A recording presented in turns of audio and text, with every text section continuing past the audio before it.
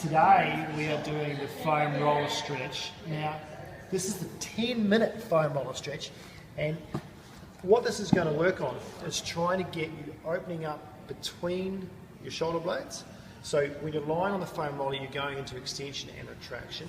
It also opens up the chest. So a lot of people get very tight when they're rounded like this, okay, because they're at a computer or they've got bad posture.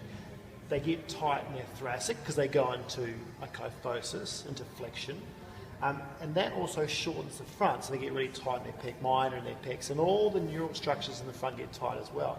So we're going to do a stretch for you today called the 10-minute foam roller stretch, and it opens all that up. Now, 10 minutes is meaning that's what you're going to build up to.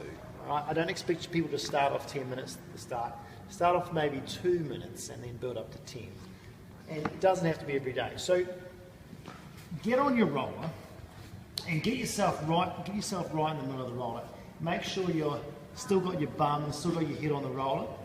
And you start off by getting to neutral spine. So with your lower back here, you shouldn't have too much gap here.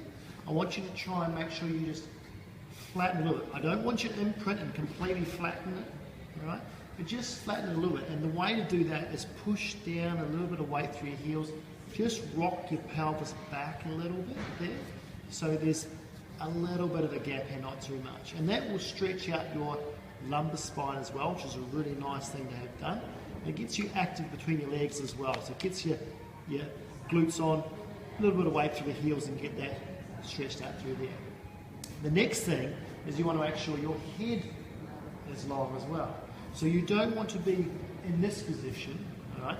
And sometimes if you've got a big thoracic curve in here, it'll put you into that position, okay? So you've got to be long there, okay, long here. And then watch the ribs. They've got to be down as well, okay? So a little bit active through your abdominals, getting the ribs down.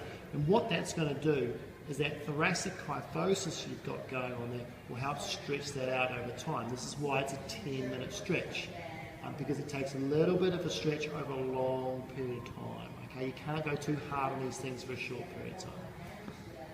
Then your hands go down. Now, the rule is your hands and your elbows have to be touching the ground all the time. All right. So what I want to see is you start off lower back. All right. Head, ribs down, hands and elbows on the ground. Okay? So you're starting in that position.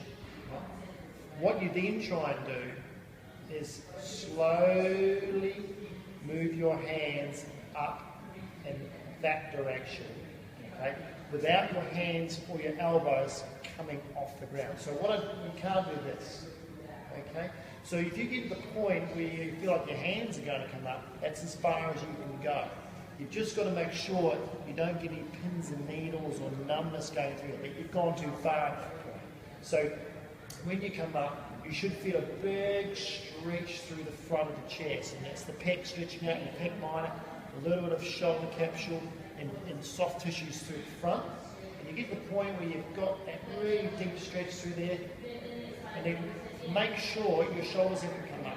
Okay, so make sure your shoulders are down, they're retracted, they're depressed, you're really opening up, palms up to the ceiling, and it's 10 minutes at that point there. Okay, so once you get to that point, it's 10 minutes. You may find as you get looser throughout the first few minutes, you can go a bit higher, but just make sure you don't get any pain or pins and needles coming down the arm.